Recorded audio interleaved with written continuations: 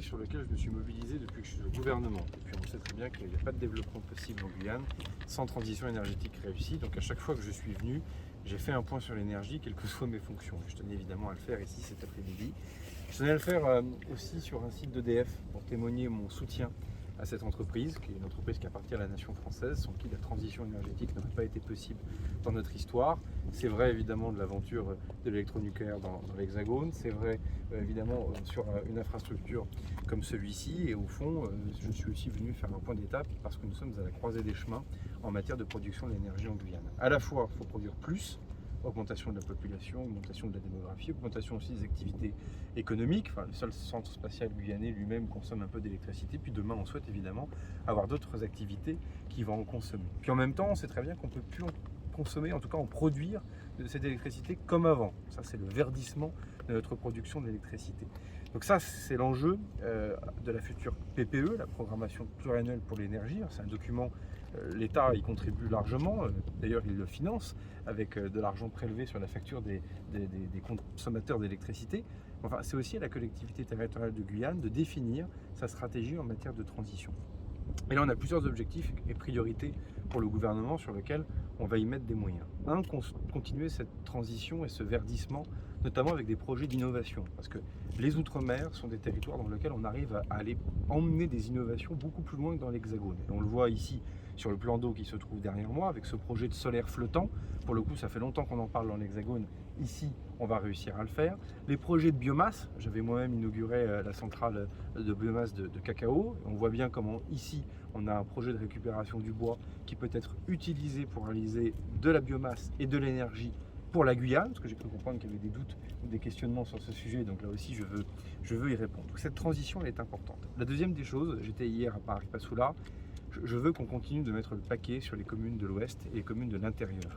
Avec Jean-François Carinco, on avait fait un certain nombre d'annonces lors de ma dernière visite en tant que ministre en charge des collectivités territoriales en disant qu'en France, en 2021, on ne peut pas laisser plus de 200 endroits, villages, lieux-dits, regroupements de population, sans électricité. Donc on a financé un certain nombre, c'est l'État avec la CSPE, on a financé un certain nombre de kits d'électricité, de kits solaires, qui permettent à des communes, jusque-là non connectées à l'électricité, non seulement non connectées à un réseau, mais même sans électricité tout court, de pouvoir avoir cette énergie qui est indispensable quand même pour l'attractivité de nos communes. Puis bien sûr, il y a le dossier de la Rivo, tout ça. Enfin, il faut s'y reprendre d'ailleurs. Il y a le dossier de la fin de Desgrades des Cannes qui donne donc le dossier de la Rivo. Parce qu'il ne faut pas mentir, Desgrades des Cannes est un site qu'on a emmené jusqu'à son maximum. Là aussi, le savoir-faire français d'EDF nous a permis d'emmener cette centrale jusqu'au bout. Mais aujourd'hui, on sait très bien qu'elle est fragile et en plus très polluante. Le dossier de la Rivo, c'est un dossier qui est porté par EDF et qui est validé par l'État. Donc il est soutenu par l'État. En tant que membre du gouvernement, je suis venu aussi redire qu'on emmènera la bataille juridique devant les tribunaux jusqu'au bout pour ce dossier, parce qu'on en a besoin pour le développement économique de la Guyane. On en a besoin aussi pour réussir la transition énergétique. Alors certes, c'est encore une centrale thermique, enfin c'est soit ça, soit le blackout, et puis c'est pas la même centrale thermique que celle des Desgrades des Cannes, puisqu'en plus, il y a un projet de biomasse liquide, pour le moment importé, mais moi je reste optimiste avec notre stratégie des petits pas, qui nous permettra, le moment venu, d'avoir aussi une stratégie de biomasse liquide guyanaise, et là on pourra avoir un modèle évidemment assez parfait. Enfin, en tout cas, qui tend à la perfection. Dernier point, je crois à l'hydroélectricité. Soit la grande, les petits seaux participent pleinement à la production d'électricité en Guyane. Il n'y a plus petits seaux, le modèle s'écroule complètement. Je crois aussi à la petite hydroélectricité, y compris sur les communes de l'Ouest. Le projet de Saut-Solennel, par exemple, est un bon projet. Et cette hydroélectricité, elle est formidable parce qu'elle est pilotable. Alors, entre les saisons sèches et les saisons de pluie, évidemment, les choses sont un peu différenciées. Elle est verte, quoi que l'on en dise, même si parfois des questionnements peuvent se faire sur la biodiversité. Ça reste une énergie décarbonée et elle s'inscrit dans le temps. On va bientôt fêter les 30 ans du barrage. Ça veut dire aussi que ce sont des infrastructures qui produisent de l'électricité sur le long terme. Voilà, donc c'est le message global, qui est un message d'accompagnement du gouvernement, pas qu'un accompagnement psychologique ou des mots. Il y a beaucoup d'argent derrière tout ça, beaucoup d'argent sur la CSPE, beaucoup d'argent sur le plan de relance, beaucoup d'argent pour financer les projets d'innovation. Mais il y a aussi besoin désormais que le territoire, notamment les élus de la CTG, définissent une PPE pour les années qui viennent. Le monde économique aussi de l'énergie, des associations sont ici représentées et regroupent les professionnels du secteur, ont besoin de visibilité. La PPE, c'est ce qui vient donner de la visibilité. Est-ce qu'il y a, en attendant la centrale du Larivot voir le jour, est-ce qu'il y a des axes améliorés justement dans Cap-Petit-Saut ou autre pour pouvoir éviter le blackout comme vous avez dit? Oui, alors vous avez raison, c'est le sens de mon soutien à l'hydroélectricité, pas que celle-ci, mais les projets comme Saut-Solennel, on est sur les communes pour le coup de l'intérieur, mais peu importe. Il est clair qu'il faut continuer à développer les énergies renouvelables. Quelques mots là-dessus, il y a ce qu'on a réussi et il y a ce qu'on n'a pas encore réussi. Typiquement, l'éolien est au point mort. Il y avait des choses dans la PPE, ça n'a pas pu se faire, je n'y reviens pas, des contraintes techniques, d'acceptabilité, que sais-je. En tout cas, ça n'avance pas. Bonne nouvelle sur la biomasse. Très franchement, les chiffres qui ont été annoncés, ce que nous sommes en train de faire, c'est très encourageant. Encourageant, ça veut dire qu'on n'y est pas encore. Mais les projets qui ont été lancés sont arrivés à terme. Cacao, évidemment, ayant un peu mon cœur, puisque j'en ai posé la première pierre. Mais voilà des projets qui avancent. 3, là où je suis particulièrement optimiste, c'est sur le photovoltaïque. En stockage, comme sans stockage, les objectifs de la PPE en cours sont pas loin d'être remplis. Pas loin, c'est qu'on a quelques mégawatts encore à aller saisir, mais on partait de tellement loin et on a un rattrapage qui est fait.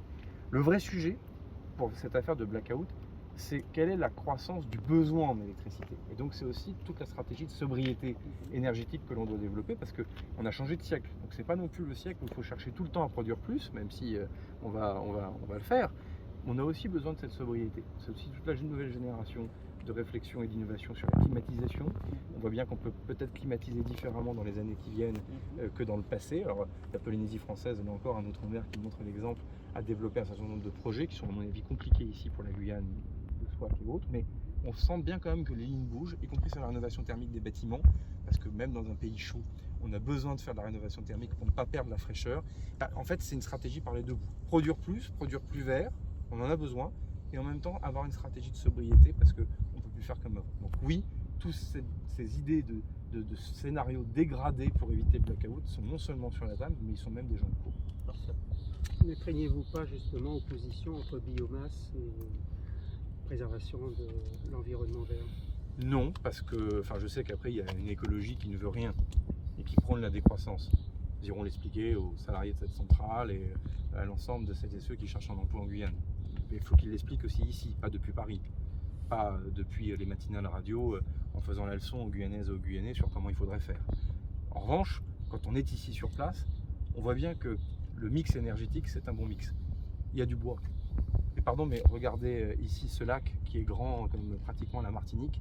On a déjà un stock de bois prêt pour au moins 15, 20, 25 ans de production électrique de biomasse. Donc c'est aussi une affaire de raison. Et si j'ose dire, dans un territoire dans lequel nous avons des peuples premiers, dans lequel on a une civilisation qui vient du fond des siècles, revenir à une production d'électricité qui s'accole ou qui s'adosse à ce que nous donne la nature de manière immédiate, de l'eau ou du bois, c'est revenir aussi à une activité anthropique saine. Faire venir des hydrocarbures depuis l'Europe du Nord ou depuis l'Amérique du Sud ou depuis les pays du Golfe pour faire tourner des turbines de la centrale de dégrade des Cannes, c'est quand même pas complètement le modèle d'avenir. Pardonnez-moi quand même, monsieur le ministre, on vous entend bien ici. On connaît ça, on a connu des projets de canne à sucre, on a connu des projets, on voit l'orifère, on voit maintenant, vous parlez de la biomasse, mais le discours que vous tenez aujourd'hui, c'est pas celui qui peut être respecté dans quelques mois. On sait qu'il y a les élections qui arrivent, on sait qu'il y a des tendances écologiques qui se mêlent à tout cela. On a peur que votre discours aujourd'hui ne soit pas celui qui sera tenu en 2022. Moi, je suis en responsabilité depuis 2017. Comme secrétaire d'État à l'écologie, j'avais à connaître des dossiers guyanais. Comme ministre en charge des collectivités locales, monsieur le maire, j'avais à connaître des dossiers guyanais. Aujourd'hui, le ministre des Outre-mer, c'est moi. Donc la stratégie, elle est sur la table. Je vais vous dire une chose, la clarté, elle n'est pas forcément à trouver du côté de l'État. Je crois que le candidat Macron a dit des choses, que le président Macron a mis en œuvre sur la stratégie énergétique avec des moyens financiers redoutables qui sont sur la table. Les kits d'électricité qui sont distribués dans les communes de l'intérieur, c'est un vrai effort de générosité, de solidarité nationale. Donc on est là, on est au rendez-vous. Après, si vous voulez me faire dire qu'il faut aussi que les forces politiques du territoire disent aussi clairement les choses sur ce qu'elles veulent en matière de transition énergétique, oui, c'est une évidence. On ne peut pas être seul. Monsieur Carinco avec les qualités et l'amour qu'on lui connaît pour les Outre-mer, ne peut pas être seul à développer des appels à projets ou débloquer des sommes d'argent pour ce faire. On a aussi besoin que les élus se mobilisent. Et si vous avez un maire qui est fier de son barrage et qui est fier de la production d'hydroélectricité sur la commune, mais évidemment on a besoin de cette visibilité-là. En tout cas, bah oui, il y aura des élections, mais je vais vous dire, je fais une confidence, il faut que les Guyanaises et les Guyanais choisissent bien, tout simplement, et qu'ils soient en situation aussi de voir qui les prend pour des imbéciles en racontant n'importe quoi. J'ai encore vu quelques collectifs s'agiter encore récemment. De l'autre côté, des gens qui font de l'écologie sur le dos de la Guyane, parce qu'ils le font depuis Paris et ne viennent jamais ici. Puis après, vous avez des ministres comme moi qui en sont à leur 6e déplacement et qui sont plutôt contents de voir des projets que non seulement j'ai pu décider ou autoriser, mais en plus ils voient le jour. Ça se traduit par des premières pierres et ça se traduit par des gens qui, lorsqu'ils poussent un interrupteur, ont une ampoule qui s'allume. Ça, c'est concret. Merci beaucoup.